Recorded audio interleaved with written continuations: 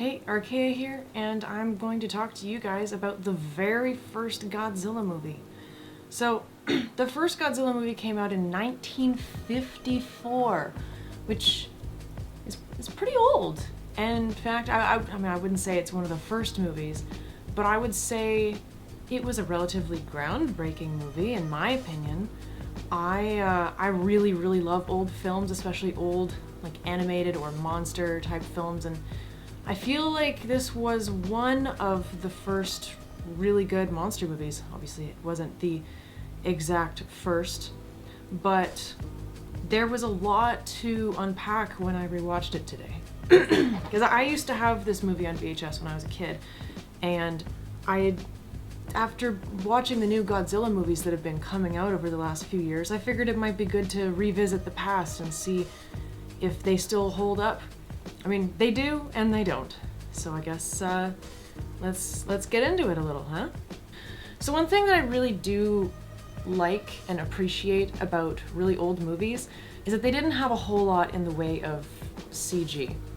And so the entire movie was pretty much done with practical effects and a layering effect, which is really cool. It's very interesting to see how they did it. You can very much so tell that a lot of the stuff is just miniature models and like an indoor kind of pool type setting with a whole bunch of, decorations and stuff, like the miniature ships that they sink down and the gigantic bubbles that come up from underneath are actually just, normal sized bubbles.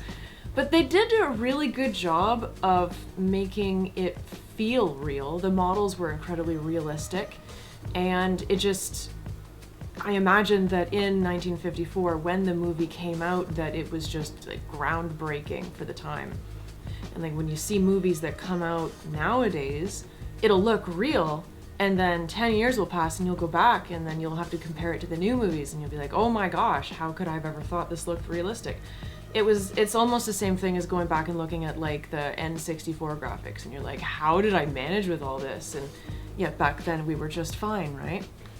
But I feel like since this is a movie from 54, obviously we cannot fault it on the fact that there are a couple things that aren't exactly flawless. I feel like they did a truly spectacular job for the movie at the time that they made it. And there were a lot of things that I noticed about it that I did truly love as someone who is obsessed with film, in fantasy, monsters, sci-fi, all that. I truly, truly, truly loved this movie, and I'm really glad that I took the chance to rewatch it. So I watched the subbed version of it, which I highly recommend. The dub was a little silly. That's what I had on VHS when I was a kid, so it's really good to hear the normal voices as they're supposed to be. The characters were pretty darn believable. Although, like, of course, some of the acting felt a little overacted. I feel like the way people acted back in the 50s was a little different. I mean, if you look at older movies, they're all very like, oh my goodness, very dramatic and whatnot. But it's theater, it's entertaining, and I like it quite a bit. I hope you don't mind. I actually have a list here, a notepad that I wanted to pull some stuff from. So if I'm looking over here, I apologize, but I have the list here. So first thing I wrote, credits at the beginning of the movie reminds me of old Disney movies I had on VHS as a kid. This is true. Back in the days, a lot of the time, if not exclusively, the credits were at the very beginning of the movie, so you didn't just get up out of the theater and leave without seeing who made the movie, which I think is pretty nice. I think it's pretty nice. It reminds me of like the old Fox and the Hound, when you see all the names before when you're getting the intro scene, and it's neat because I had like the dramatic music building up, bringing the tension in, and you can really feel it like, oh, something fantastic is about to happen, and these are the people that created this for you. So I thought that was really nice. I do like that. And speaking of that, the music is nostalgic. I grew up with a lot of monster films, especially stuff like Godzilla and whatnot. It really drove home to me, and I feel like music is one of the most nostalgic things that you can think of in your little brain. So hearing back that music again, and even hearing new renditions of it in the new movies, is pretty spectacular. Sorry, my lips are dry, one sec. Okay, back, sorry. Chopstick. Anyways, yeah, everything is done with practical effects, and I found that to be incredibly immersive. CGI can be very cool and good, but when it's actually really happening, it's pretty phenomenal. Like, you know, the walls all crashing down, the water splashing through, like the people are really going through it. And you really got to give them kudos for really setting the scene. And I imagine that when you're in that scenario, like right before Godzilla crashes into a building, I won't give any spoilers in this really, but before Godzilla crashes into a building, the people are frantically trying to collect things as they get out, and then the ceiling comes down, and like it's pretty incredible. I thought it was really well done. And also another thing I noticed, not only is it an old film, but it's an old foreign film. So it is Japanese production from the 50s, and it's really interesting to see how different countries do their film. And it brings me back to when I did the video when I was watching Shin Godzilla. The way that they lay out all the scenes, it's very like to the point. It's very like, this is happening, and then this is happening, and this is happening. It's like there's almost not a single moment, unless they're standing in fear, where there isn't talking happening, where there isn't action happening. And I feel like I really got to connect with the characters in a way. Like the actors really portrayed the characters in a way that made me actually care about the humans. Normally in monster movies, especially in the newer monster movies, new Godzilla films, I don't really care much about the people. I don't know if it's the actors or if it's just the direction that the movies have taken, or the fact that I'm a weeb and it's happening in America and whatnot. Like, I don't know, but for some reason in this first Godzilla movie, I really cared about the people and I cared about what they had to say. They seemed a lot more interesting to me. But that was just another thing that I noticed about it that I really enjoyed. It actually held my attention, like I was hardly looking at anything else. There was no unnecessary pauses. There was no like, it was just voice, scene, cuts to here, something important's happening. Like I feel like if this movie was to be remade in the United States, it would be a 2.5 hour long movie. Or, you know, 2 movies. But the fact that this movie was only about 1.5 hours, and it used every minute perfectly, I think, just really speaks to the directors and the actors and all the marvelous work that they put into it and all the amazing sets, and just, I feel like they used every single minute appropriately, and it was really good. Yeah, I like that they show the human side of things, but they don't make the interactions pointless. It seems more fitting than the 2014. That was such a bad Godzilla movie. Oh my gosh. But yeah, as I was just saying, I actually cared about the humans. Yeah, the 2014, I could make a video talking about the 2014 Godzilla, and well, I hated it. I didn't hate every second of it, but I hated a lot about that movie. I could really dig into that movie. But I feel like they did do this movie properly when it came to going over the human experience in regarding the monsters and whatnot. But gosh, I don't know. I just feel like they did a really spectacular job of it. Yeah, oh, also, I think this is a translation error, but there was one point where they say that the Jurassic period was 2 million years ago, and it's said twice in the movie. And I'm just like, it has to be a translation error, because obviously we all know that was a very long time ago, like 70-ish million years, not two, maybe not exactly 70, but not 2. That has to be a translation error, because I did see a couple other typos in it, so sloppy sub. Or maybe in their world, dinosaurs were alive 2 million years ago. Either way.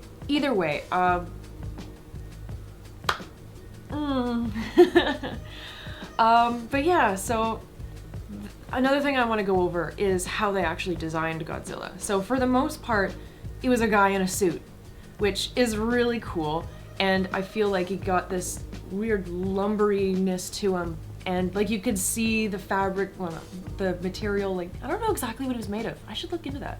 I should get a Godzilla suit. Anyways, not to get sidetracked. I thought that they did a really good job of it. It was very I don't want to say hyper realistic because it really wasn't, but it's a gigantic radioactive lizard from the sea. What are you expecting? I think that they did a really fantastic job of it. And like the scene where he's looking over the hill at the people, and then, oh gosh, sorry, my cat was very cute meowing over there. But like the scene where he's looking over the hill and it's just peeking around at the people and they're freaking out, and I don't know, it was such an interestingly done outfit. The way that they translated the suit with the model buildings around him with the destruction and everything. And when they are green screening him in or layering, I don't know exactly how they did that. I'm not 100% sure if green screen technology was really a thing back then, but they were masters of layering things over, and I found it really interesting. And especially when you see a scene with people running away and Godzilla's foot coming down, like you can tell it's a separate thing, but it still looks very interesting, and I imagine it looked very good back then too. And it was neat. It was really interesting to see how they portray the story that they want to convey without the amazing CGI that we have today. Film work has evolved in so many ways, and I feel almost like prosthetics and all of that is way more interesting. Like even in Lord of the Rings, so many practical effects, so many orcs that are actually in real outfits, and like I really love practical effects. CGI is cool and all, but more people need to be working with practical effects. I know CGI is cheaper, but it's art. I don't know. I really, really appreciated the practical effects in this movie. And then I guess, relating it to Shin Godzilla, which is like a loose kind of, I'll say a loose recreation of it because there were a lot of differences.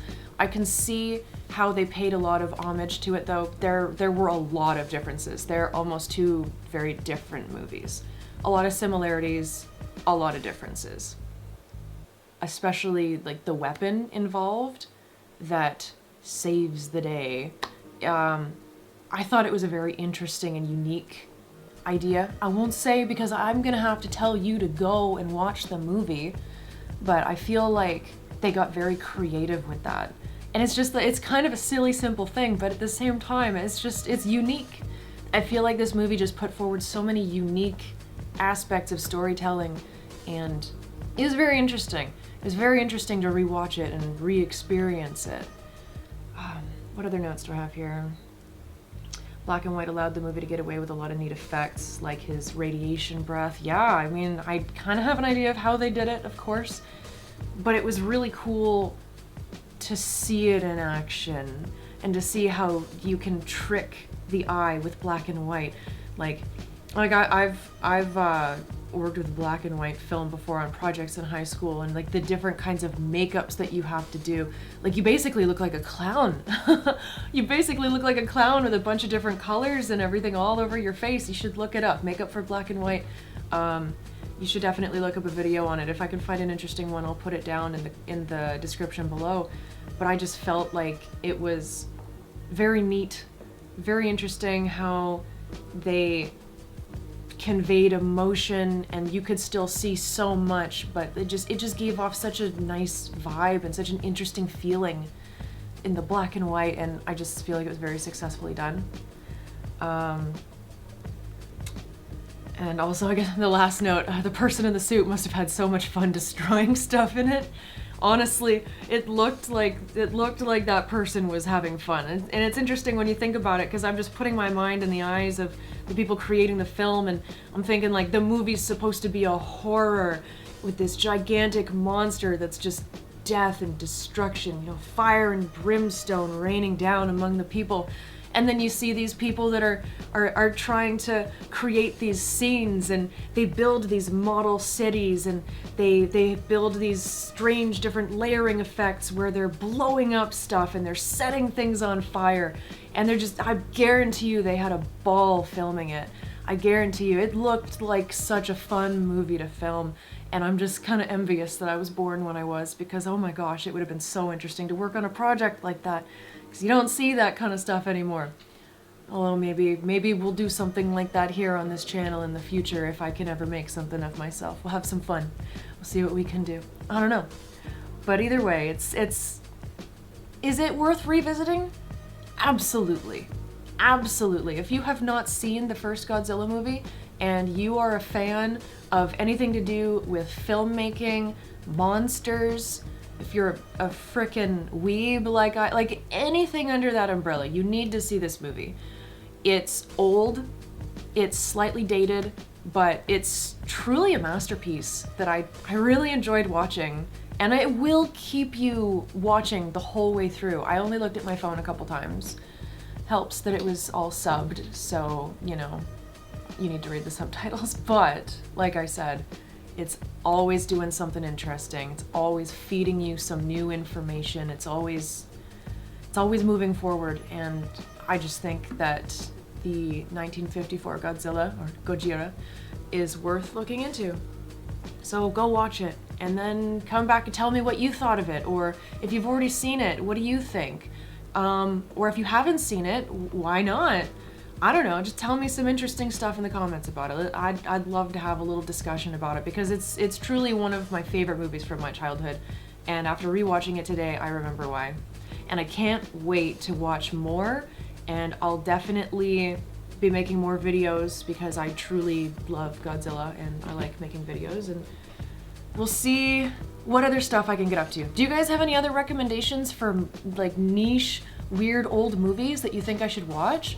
Because I'm obsessed with movies from like the 50s to the like 90s. It's a broad range, but that was a weird, magical time in filmmaking where, especially animated stuff, it was just art. Just art. And I'm really excited to watch more or rewatch stuff. So before this video takes all of your day, I'm gonna head out. If you made it this far, I really appreciate it, and I'd really appreciate it if you gave me a thumbs up, or I mean even a thumbs down if you hated it. If you hated it, I mean I don't know why you're still here. And if you want, to give me a subscription, if you want to subscribe, I'm bad at words, sorry. If you want to subscribe, fair warning, I don't just talk about Godzilla. I want to do everything on this channel. I want to do cooking stuff, animal stuff, movie reviews, game reviews, everything. I want to do stuff with my plants. I want to do everything. So if you're subscribing to this channel just for Godzilla stuff, then I apologize for all the other stuff that I put out there. But either way, if you're interested in hanging out and even just being selective with your videos, I really don't mind. But it'd be cool if you joined me along my journey of just exploring things that I love, because I love everything. And so should you. The more you like, the more reasons there are to be happy. So again, I'm really good at not shutting the fuck up. I am gonna go. So yeah, I've got a Twitter, I've got an Instagram. Apparently I'm attempting to use TikTok. I stream on Twitch. Right now I'm playing a bunch of Cyberpunk. When you're watching this, I might not be anymore. Who knows? But yeah, I would love to play a bunch of crazy different games. The Doom DLC I think is next. But yeah, if you want, all the links are down in the description below. Also feel free to join the Discord. Anybody can join, just don't be an ass, you know? So yeah, thank you very much for making it this far into the video. I'm impressed. And I'll see you in the next video. See ya, bye!